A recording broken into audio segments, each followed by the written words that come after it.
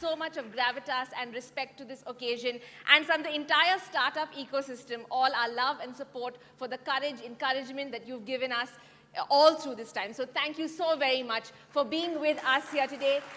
I would now like to invite the founder and CEO of Your Story to invite ma'am as well. Ma'am, please, if you could address us with a keynote, and then we will have a fireside chat.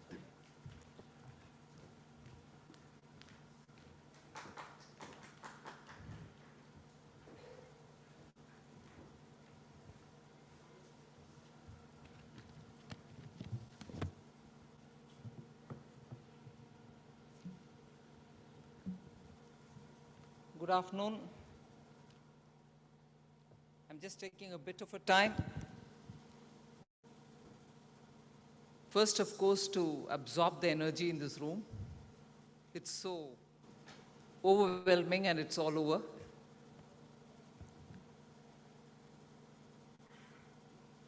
Thank you for giving me this opportunity, Shraddha and your team. I always go back energized when I come and interact with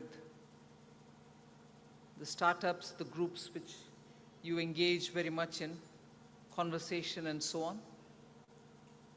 So once again, a pleasure to be here, but apologies for reaching late, straight from the airport, didn't go to the room, didn't even wait for a cup of tea. I didn't require it, let me be honest.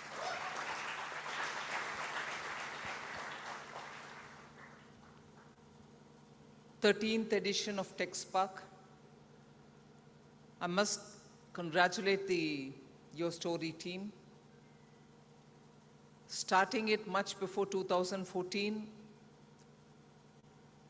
it wouldn't have been easy. I say this because 2014 and afterwards, you had at least a government, a prime minister, a couple of ministers, all of whom were always ready to get your bashing, saying nothing is happening, you didn't do anything, you should do this, you should do that, which is fine. That kind of an engagement is always useful. But prior to 14, and I'm not talking politics here, prior to 14, when the ecosystem was revving to do something for itself, to have somebody like Shraddha sit and toil to form some group, and to make sure that that is going to be a catalyst in having the government engage with the startups, or to continuously have conversation with startups and bring investors together, wouldn't have been easy at all. And the fact that at that time, gradually, because it took some time for the global financial crisis to impact on India, and you were leading towards a fragile FI economy. So the economy and the concerns of the economy were on a different platter altogether.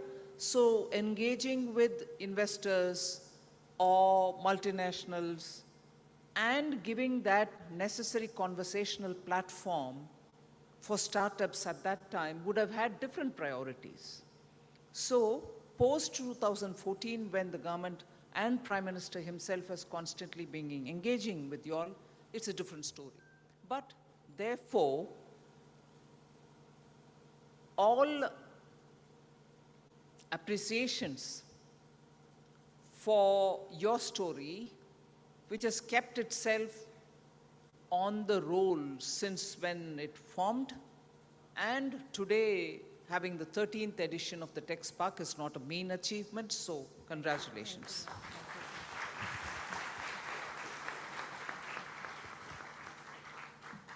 So since 2014, about which I can speak, and since 2014 to today, we've seen so many different changes happening world over. And indeed, in the last few years, the changes have been of an order and scope which none of us would have imagined. Whether it is the pandemic or whether the global inflations which are happening, different countries facing different levels of inflation, in some countries not seen for decades. And before the inflation, what was being commented upon was interest rates are very low and they've remained low for a long time. Now interest rate issue is on a different platter, but inflation is high and going to be high for a long time. So low interest earlier, high inflation now. So we are seeing different kinds of newer problems. And I'm not yet referring to the Russia-Ukraine matter, which has created a lot of food insecurity, energy insecurity, logistics problem,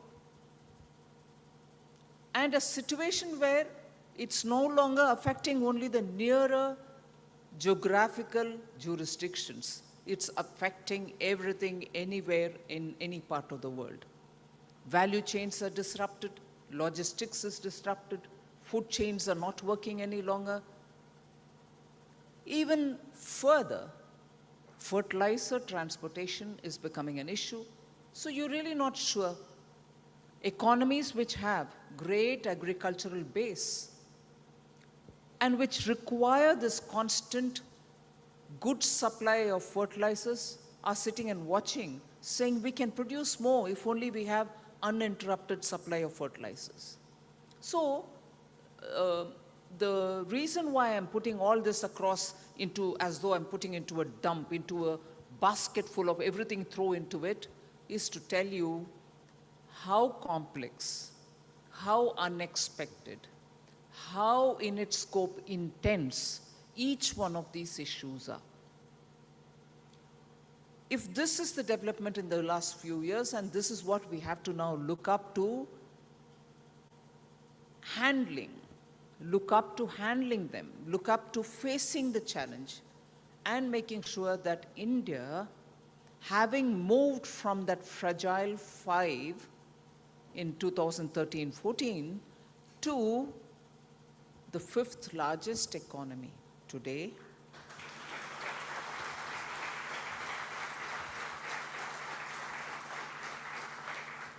and which is revving to want to reach the 3rd position at the earliest, and with our Honorable Prime Minister having very clearly told us the next 25 years we will have to reach India, developed India by 2047, I'm speaking before you with a great sense of hope.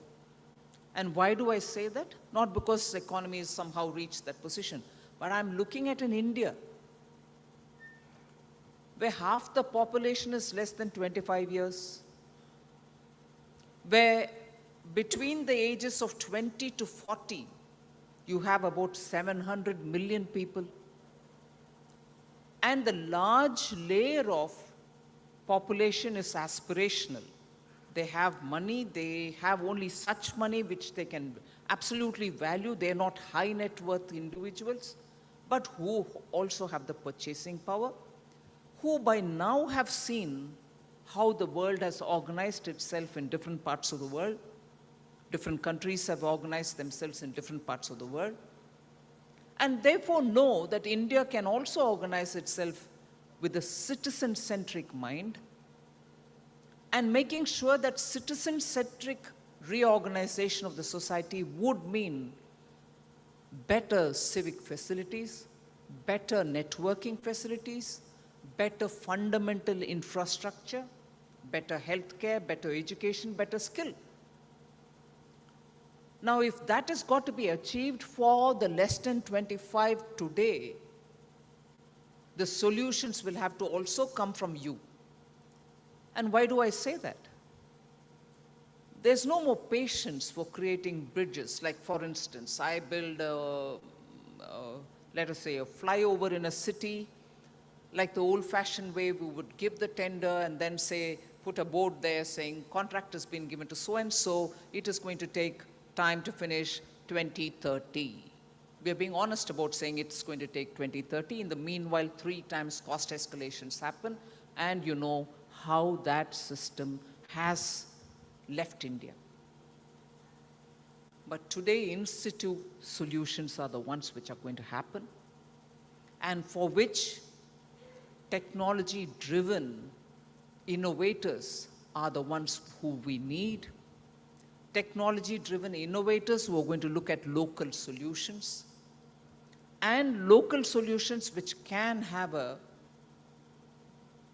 have two features. One, affordable solutions, and two, scaling up probabilities.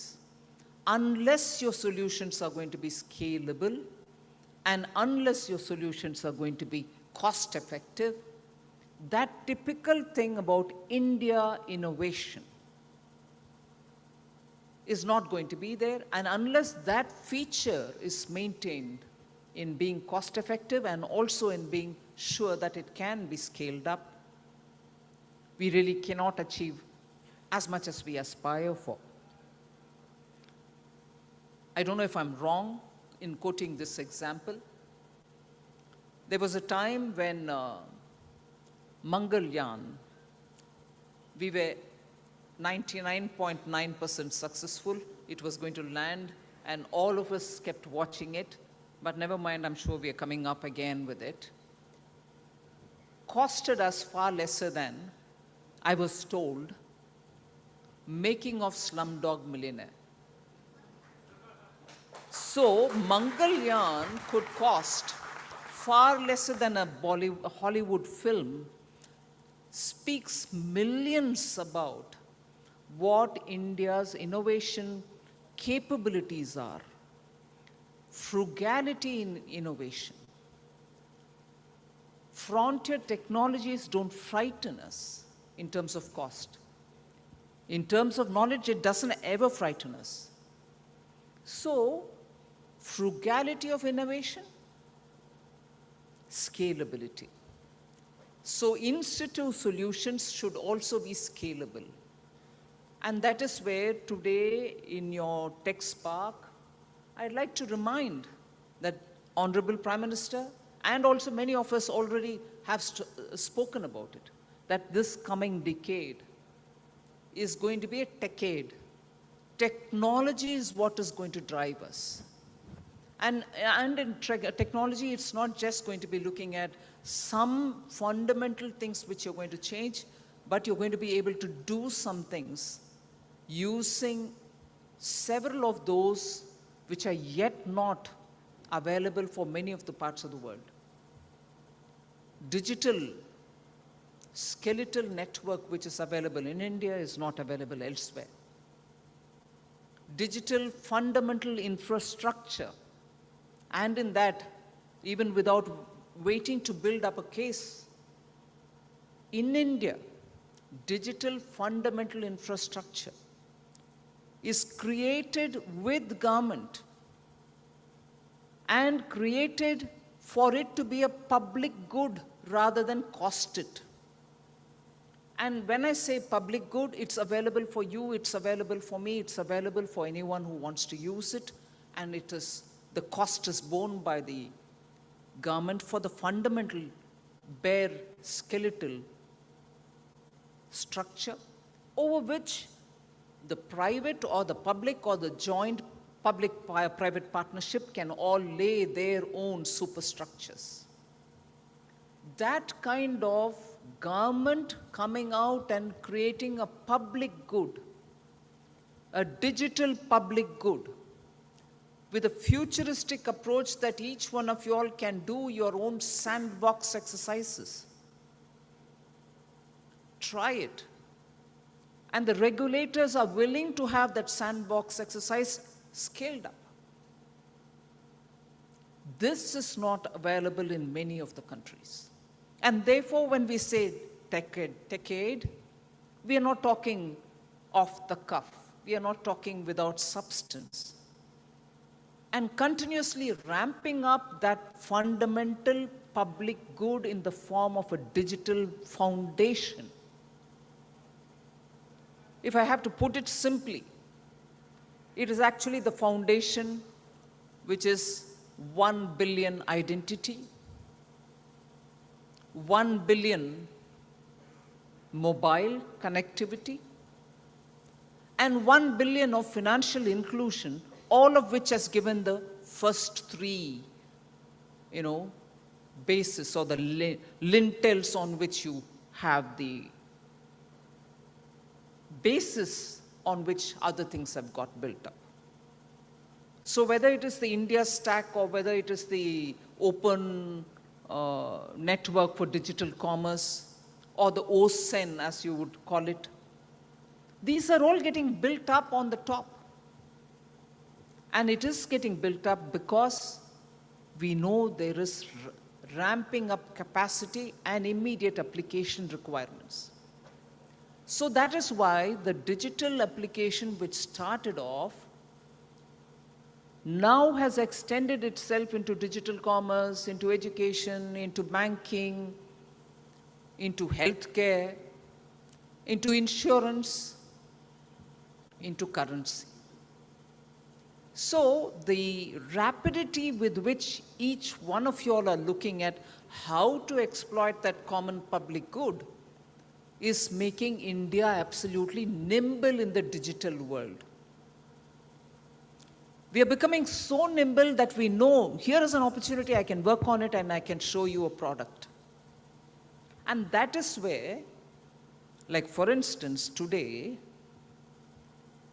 I've come late all right, but otherwise it was going to be 2 hours and 45 minutes of spending with the startups, spending with a separate indoor, which I don't know with what intention Shraddha's thought that I should be kept inside a room with investors, multinationals, about 14 unicorns, and about probably 3 or 4 Soonicorns, and Decacorns. I was just thinking probably today there should be a appendix to our lexicons with only the startup language in it.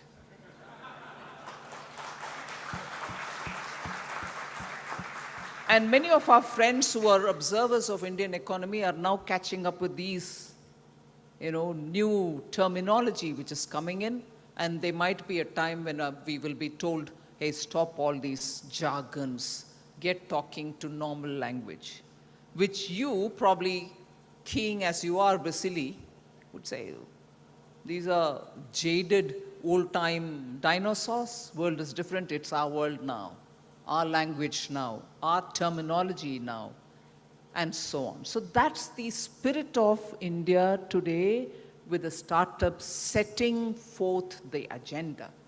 You're setting forth not just the innovation agenda for a knowledge-based India, which can service the whole world.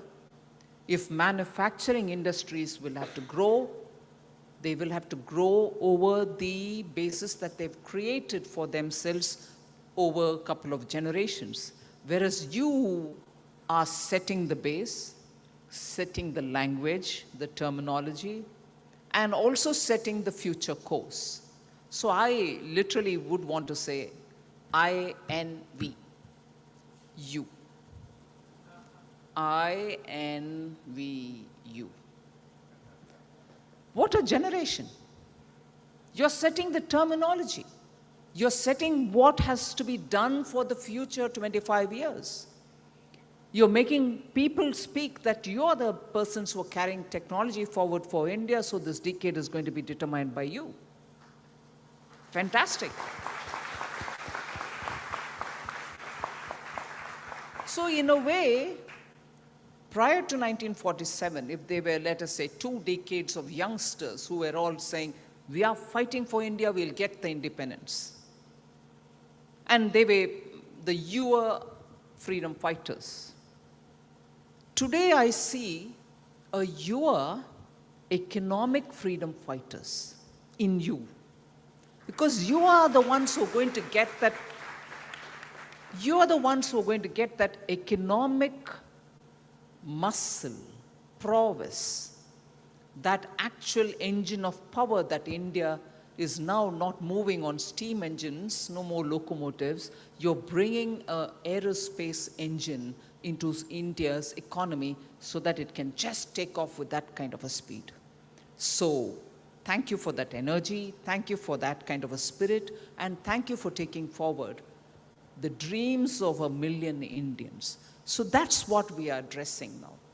And if we are going to address that, what are the ways in which we have to take it forward? This engagement today, I can see, is going to trigger off, for me at least, a lot of inputs, which is going to help us to see how best India can open up. All right, you've already become the 3rd largest ecosystem for startups. Mana.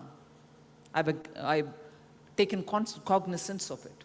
I've also taken cognizance of the fact that you're probably the 2nd largest or probably 3rd largest, I'll put it safely, in the number of unicorns. 77,000 startups and more than 107 unicorns. It's not a mean achievement given the fact that it has happened only during the last 2 years.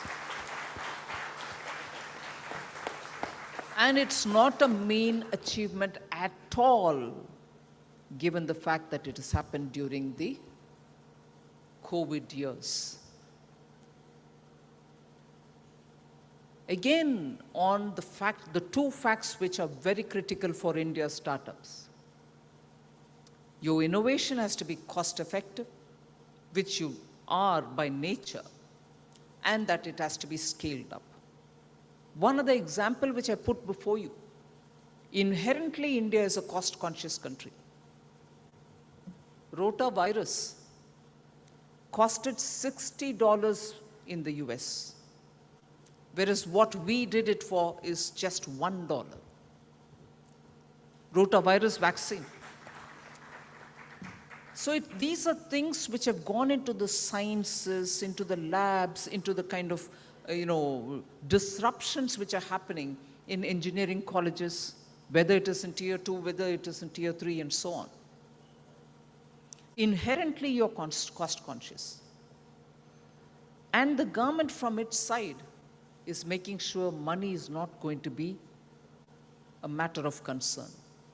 The science and technology departments, all of them, DBT, DST, the Center for Molecular and Biology, all of them are today very seized that the research funds that they have will also have to be helped out for startups who need that kind of support.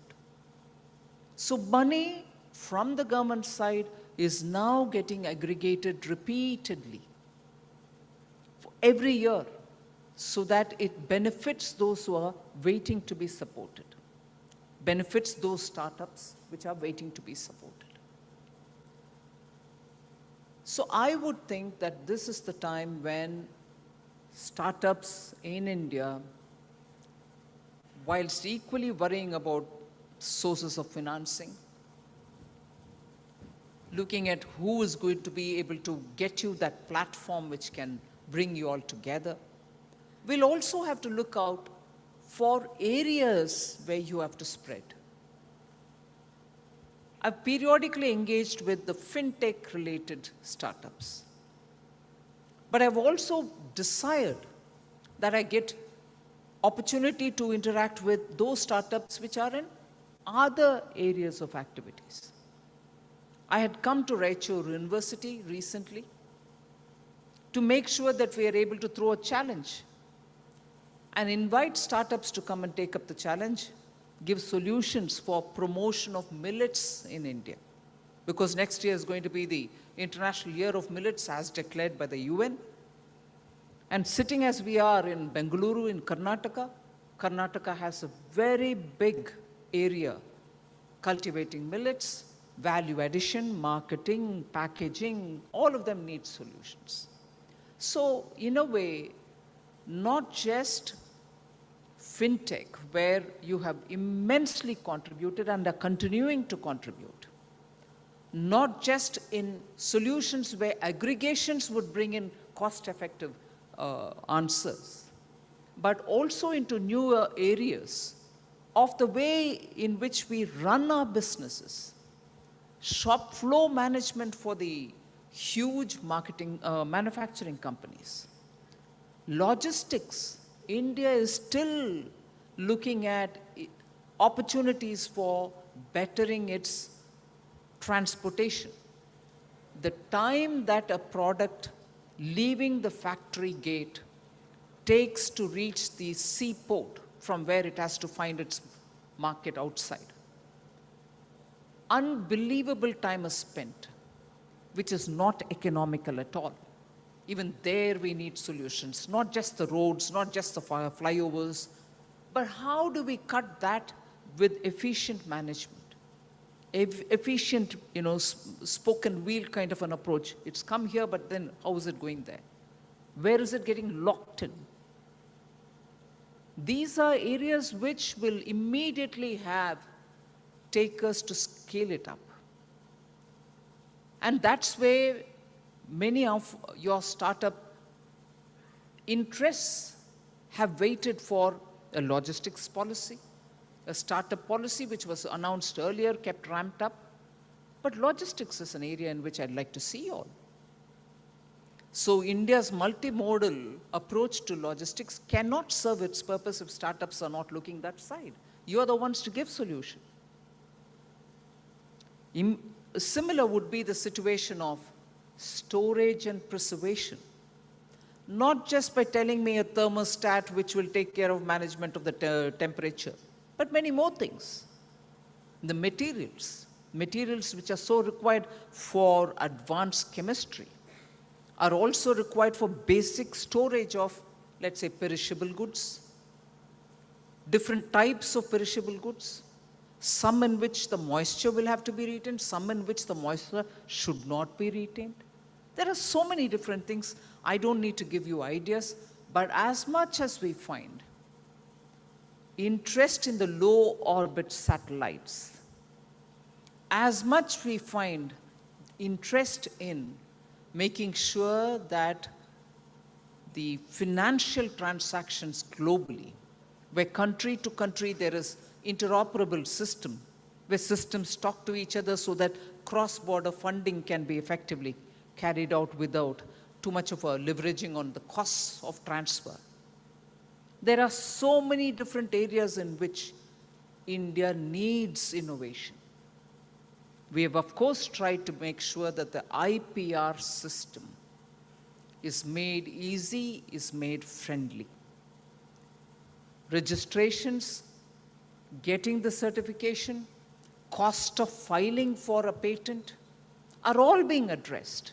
In fact, you would know that, you'll be very happy to know, in the last 5-6 years, a 46% increase has happened in patent sanctioning.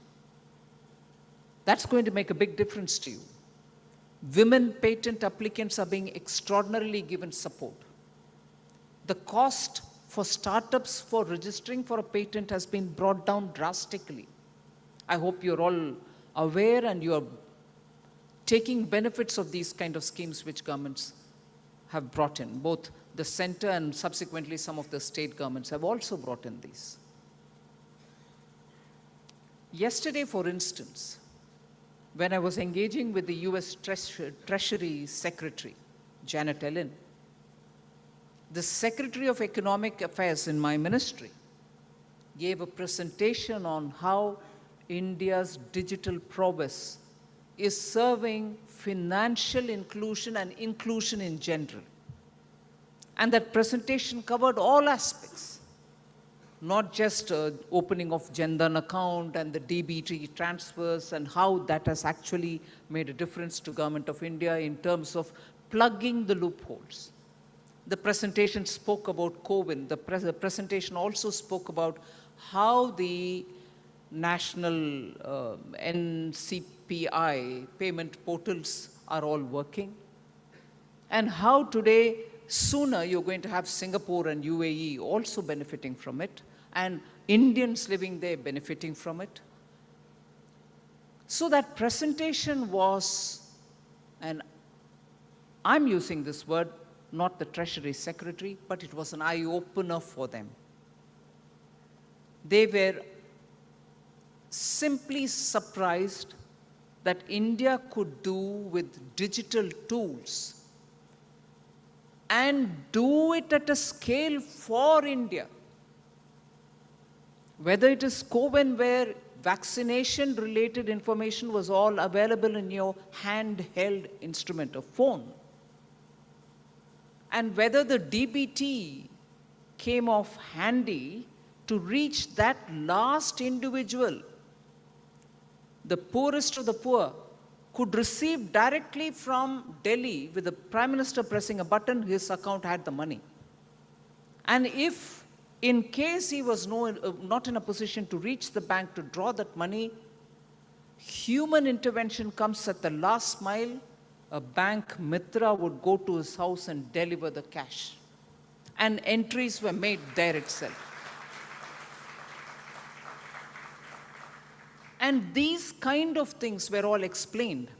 And the fact that one nation, one ration card has actually helped the migrant, whether he is in Ludhiana or in Mumbai or in Bengaluru, and his family is left behind in some village in India.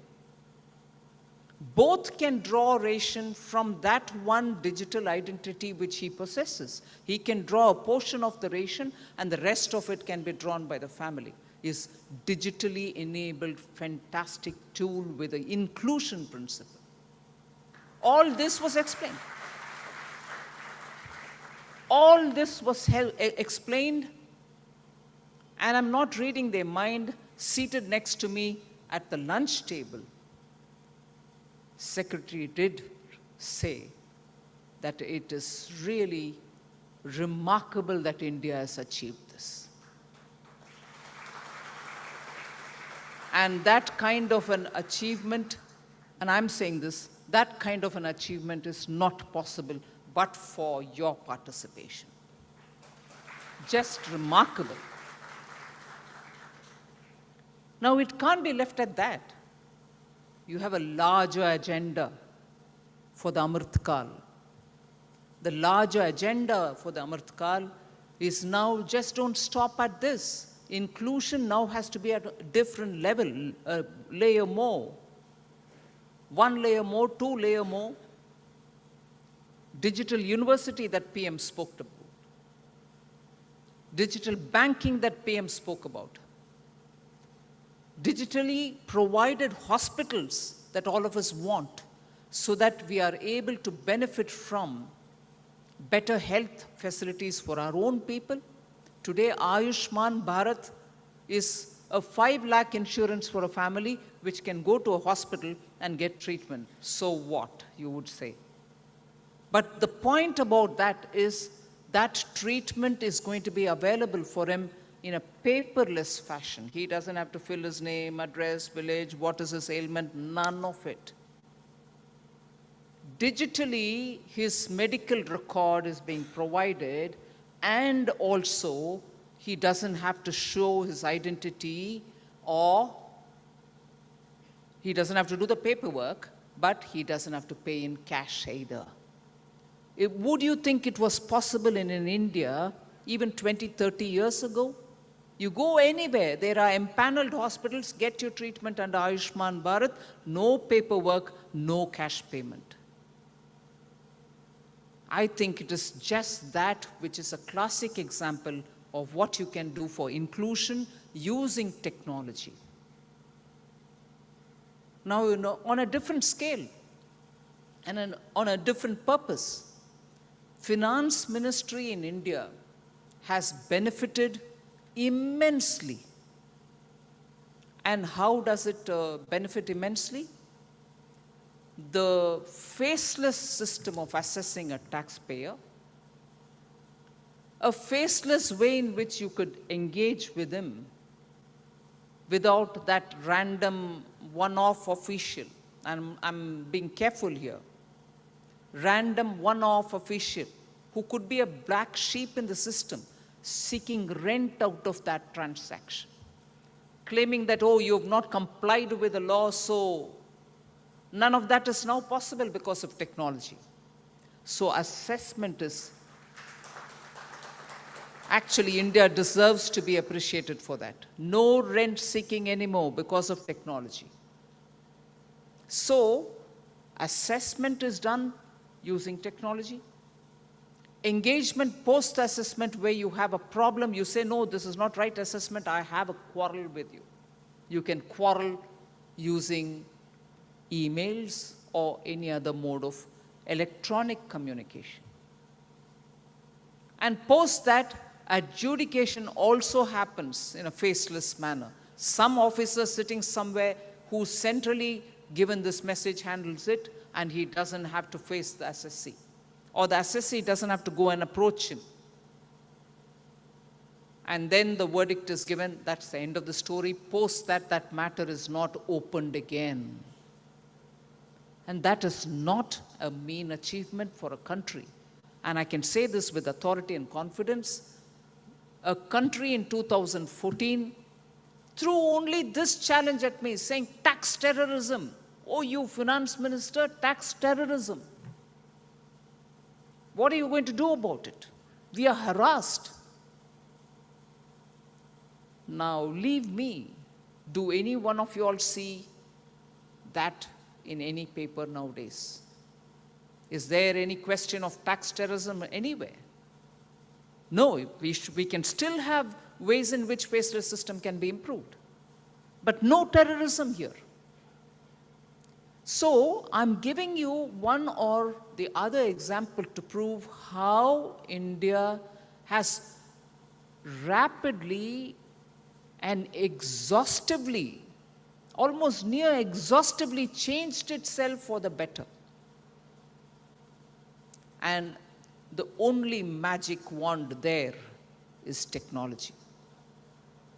And one of the things which I did say to the US Treasury Secretary yesterday is the benefit of having brought in technology, the benefit of having used DBT has actually saved India, the public exchequer in India, 2 lakh crores of taxpayers' money, which was otherwise getting pilfered. That plugging has happened because of solutions that you have given using technology. That plugging of loopholes has happened because of the kind of solutions using technology you have given this country. Nearly 2 lakhs is not a small number for a treasury which has increasing demands to meet with fundamental provision of infrastructure or fundamental assistance or hand-holding for the poorest of the poor. And the middle class is also being served because of the way in which you're today removed from the physical harassment of many of these kind of doing these chores. So that's the India about which all of us will have to be thinking. But if we have to reach that level of, let us say, development by 2047, and I'm consciously equating you to the freedom fighters of India who fought for political freedom fighting. Political freedom we wanted from an alien or an outsider or a colonial master. But today, I'll refer to the speech of the Prime Minister, August 15, 2022, where he came up with those 5 Panch Pran, but one of which is very important. And here, I'm purposely drawing on that because we have to now trust ourselves and have that confidence in ourselves that we are setting the benchmark for the world on many things.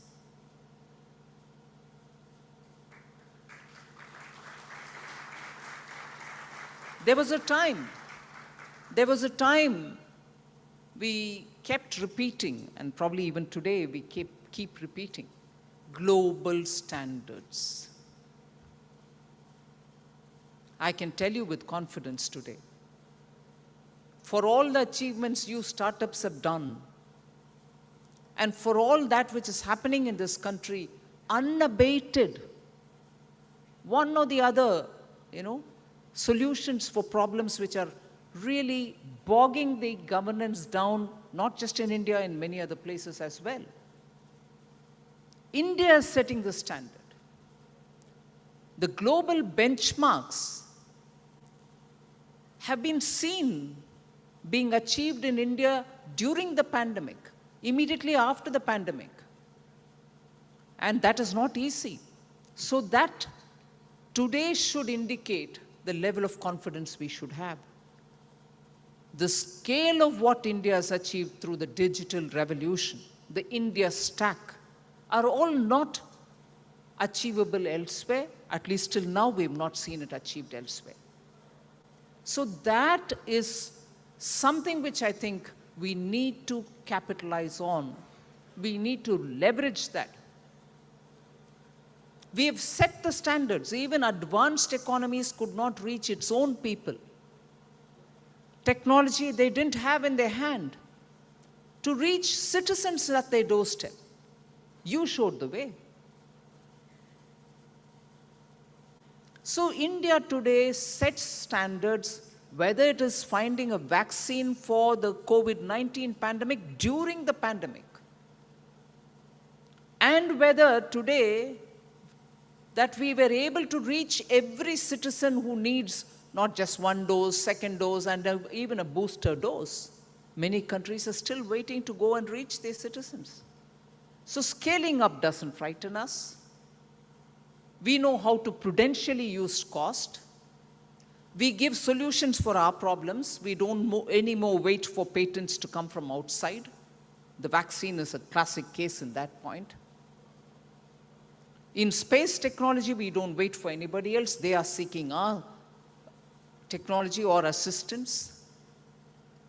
So I can go on like this, but broadly, the world is in your hands now. You're really holding the world. And when I show this image, my mind immediately goes to talking about the G20 logo which the Prime Minister launched. And what is that logo? It is the image of a lotus which is in tricolor, holding up the earth, which has a blue tinge. And the tricolor lotus with 7 petals.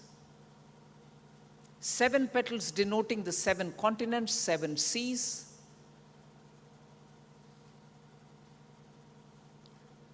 And that is given that shape and that kind of a imagery because India looks upon the world as one earth where all of us live. We are one family, and the future is in our hands. And what better words speak about it? Vasudhaiva Kutumbakam, which is ancient for India. And therefore, a knowledge-based society that we want to build requires skills, and that has to be spread through digital means. Physically taking skill training to one and all is going to be difficult, but still, that would also happen, but through digital, we need to train, we need to educate, give access to education, and so on. So I'm sure whether it is G20, which is going to happen through the next year, and I'm sure for the Amritkal reaching India at 100, solutions are going to come from you. Affordable, scalable solutions are coming from you. And this engagement is absolutely critical, and it should keep happening periodically. So thank you, Your Story, for giving me this chance to talk before this wonderful audience. And all the very best for all of you.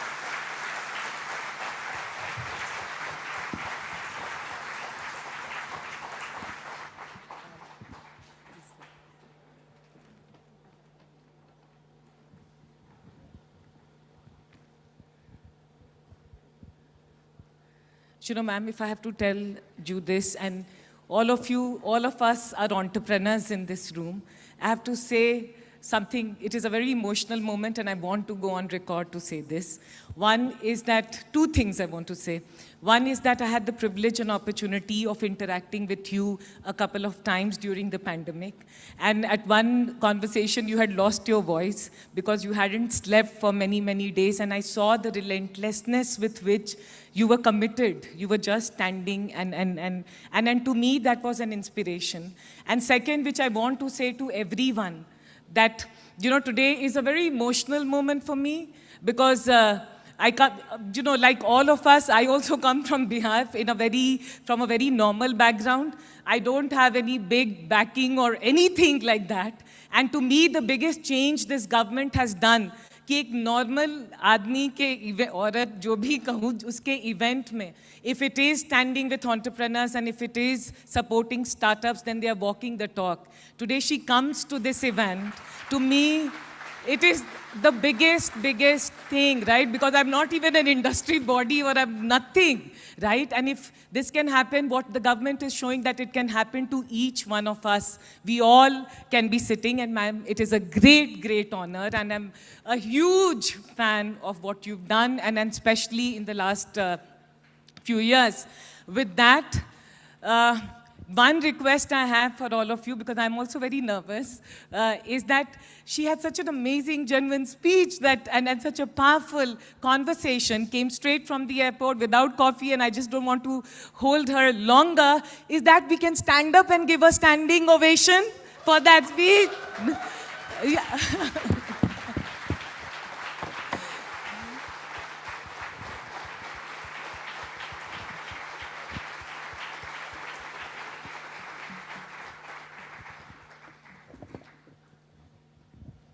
Ma'am, very quickly, one is that, when it comes to technology and what the government has done, one amazing thing is that someone outside, someone sitting in this room, we have democratized access, decentralized technology, which has actually created a very equal playground for everyone. आज ये नहीं लगता है कि कोई अलग है, because UPI and different technologies, it's accessible for everyone. I want to ask you, and the government has done such tremendous and work and walk the talk. I want to ask you today that as the government, what are some of the things on your agenda to further technology and to bring this kind of inclusivity which we can't see anywhere in the world? Right? The way India has leveraged and leapfrogged the technology, what are some of the things that are on your agenda to further technology, and what are some of the things that you would say to all of us as Indians that we should keep our eyes on? Well, I think somewhat I did indicate even as I spoke, government is committed to ensure that the digital framework and technology-based solutions, as much as comes from the government, will be a public good. It will be available for everybody to use. Regulators are constantly talking to each other, and we from the ministry also engage with the regulators to make sure that options through sandbox trials are given so that every innovative solution or would-be solution can be tested. So there is no way in which people are going to wonder, how do I now make it applicable in such a way that regulators wouldn't have a problem? So the constant keeping ahead of the curve by the regulators is something on which I'm placing a lot of emphasis, because it shouldn't be that the solutions are coming from the startups, but the regulators are spending time understanding it. It has to happen simultaneously. It has to happen rapidly. So the commitment to engage with technology and solutions which have to be IoT or intelligence-based or machine learning-based will all have to happen. So that dedication and policy stability which we like to offer are there. It will continue to be there. And that, I think, will make a big difference for the startups. Thank you, ma'am.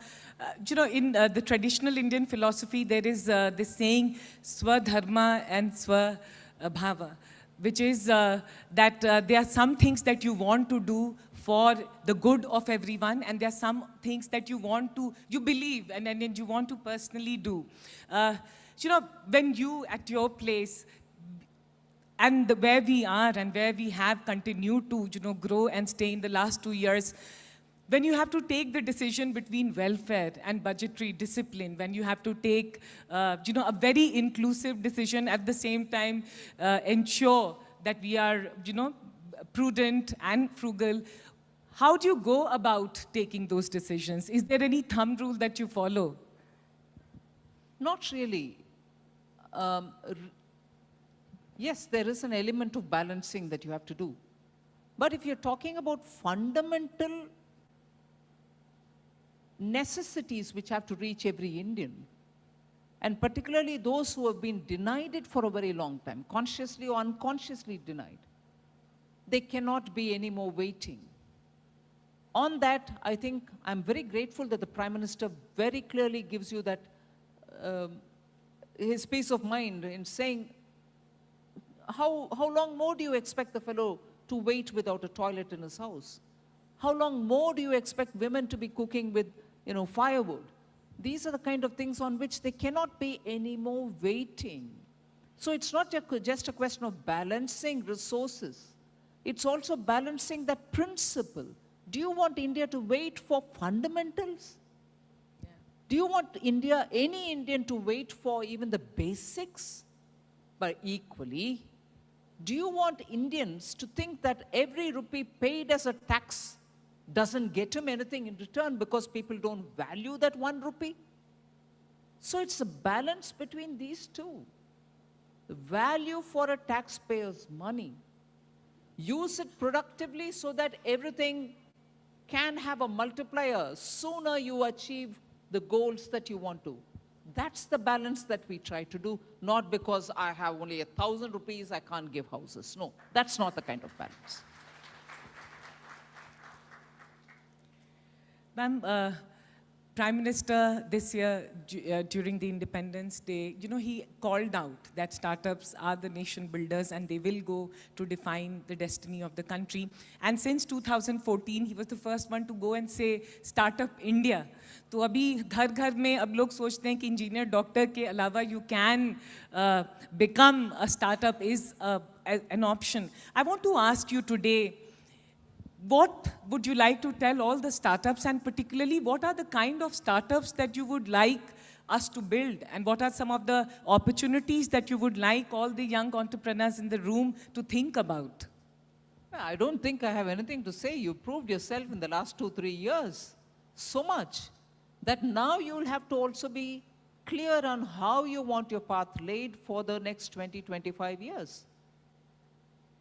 What are the areas in which you have to move? Although, since you've asked, I'll take this liberty to say, can I have more women in this room? That's the kind of support, I want startups to do well, chalk their course, take it forward, tell us new things for the government to take as a matter of policy decision, all that. But for every, let's say, 3 ideas that you put across, tell me also 1 idea to say how to bring more women to be in the startup ecosystem. Thank you. Thank you so much for calling it out, because I hope that this conversation and what you are saying leads to a trigger, a thought, and a change. Ma'am, we've been asking a lot of entrepreneurs over the last 2 days on how do they, and if I may have the liberty of asking you this question, is that how do you spend your day? We talk to successful entrepreneurs, investors, and ask them, how do you go about your day? And whatever I saw of last 2 years, I just saw you constantly working. Just want to get a sense from you, how do you spend your day? Constantly working is not me. Constantly working is the PM. And I'm sure no one will have a disagreement on that.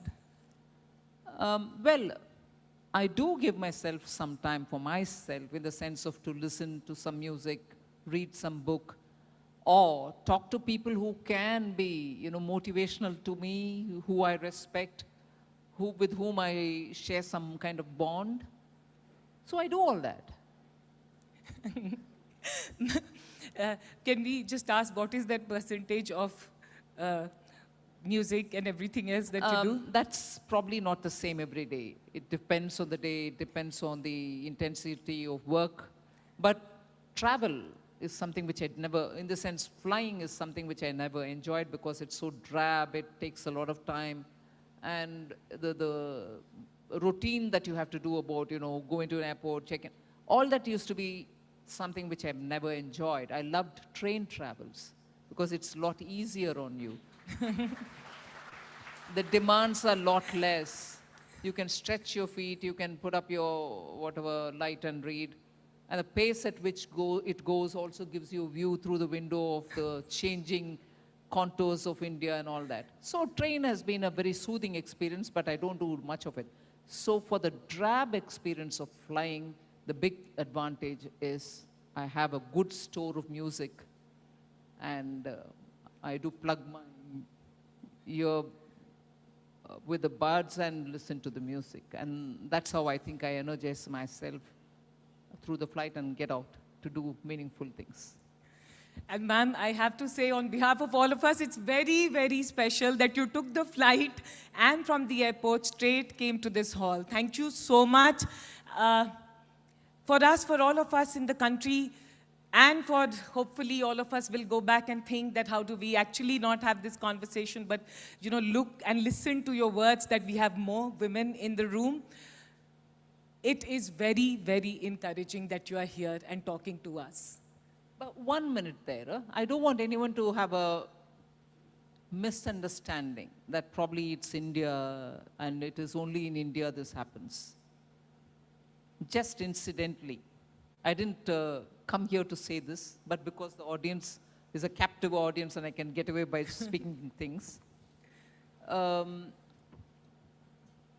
US Treasury Secretary. She's somebody who's had the leadership role in 3 different top institutions of the US. The Fed, she headed it. Before that, the Council of Economic Advisors, she headed it. And now she heads the ministry, meaning the Treasury. I got to know that her biography was released very recently in the US. Just managed to get a copy. There are 2 actually simultaneously released. And I only have managed to read some pages of both the books, and that is reading page after page. There are also some pages which I browsed. Clearly, the problem of women not finding equal space to operate is not an Indian problem. In that biography, I could find excerpts of various different, whether it is university or working in the government or any other space, several observations which do say women don't get that space. So let's not get discouraged by the fact that I've said it and think that, oh, it is only in India. Not at all. It seems to be a global matter. Yeah. But Indians, like the way we break many things, like the way we set examples on many things, can set example even in this.